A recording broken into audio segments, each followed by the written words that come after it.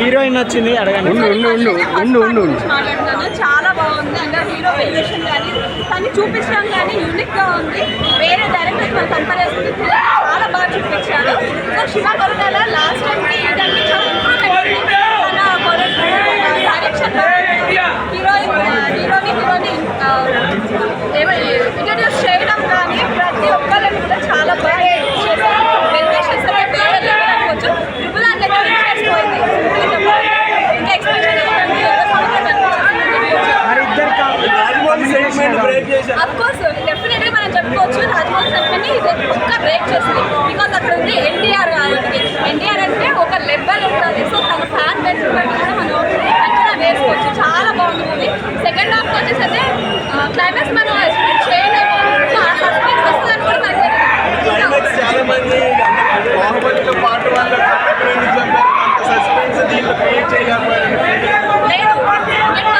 చేయలేకపోయారు. మాకు 80% అయితే వచ్చింది. నిజంగా ఓట్ ఫైట్ కాబట్టి మనం మేడం మరి సముద్రం ఏర్పెట్టిందా మేడం? ఫైట్ సీన్స్ మేడం సముద్రం చూడొచ్చా మూవీని? నేనైతే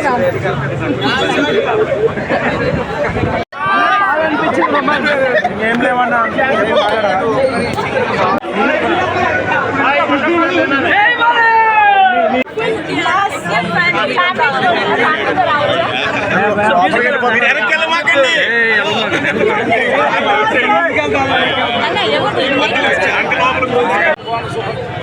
ఫైట్స్ అన్ని ఎలా అనిపించాయి? చెప్పండి.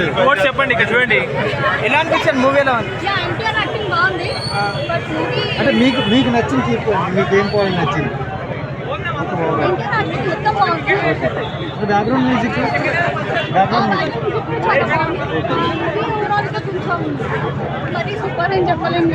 అంటే 6 years తర్వాత వచ్చారు కదా, అది ఆడియన్స్కి కొంచెం చెప్పండి అమ్మా ఎలా యాక్టింగ్ ఎలా ఉందమ్మా?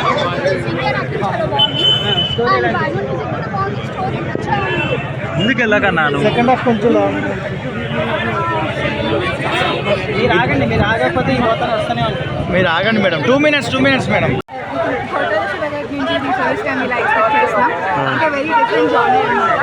So it is very good movie. Mass వేరే లెవెల్ ఎక్స్పెక్ట్. బ్యాక్గ్రౌండ్ మ్యూజిక్ ఎలా ఉంది మేడం? అనిరుద్ గారిది చాలా బాగుంది. ఓకే. ఫైట్ సీన్స్ లో బ్యాక్గ్రౌండ్ మ్యూజిక్ లైక్ సూపర్ ఇంకా. అండ్ జాహ్నవి కపూర్ ఎన్టీఆర్ గారి కెమిస్ట్రీ ఎలా ఉంది మేడం? ఓకే బట్ మేబీ ఇంకా సెకండ్ పార్ట్ లో ఇంకా చూడొచ్చు. Eagerly waiting for second part కాదా? ఓవరాల్ మీకు బాగా నచ్చింది ఏంటి మేడం మూవీలో? ఫైట్ సీన్స్ అయితే చాలా బాగున్నాయి. That's good. కొంచెం క్లైమాక్స్లో కొంచెం 15 minutes ఒక ట్విస్ట్ ఉంది. ట్విస్ట్ మీరు ఎంజాయ్ చేసినారా? చెప్పకండి కానీ ఎంజాయ్ చేసినారా? సముద్రం ఏర్పెక్కిందా? Yes.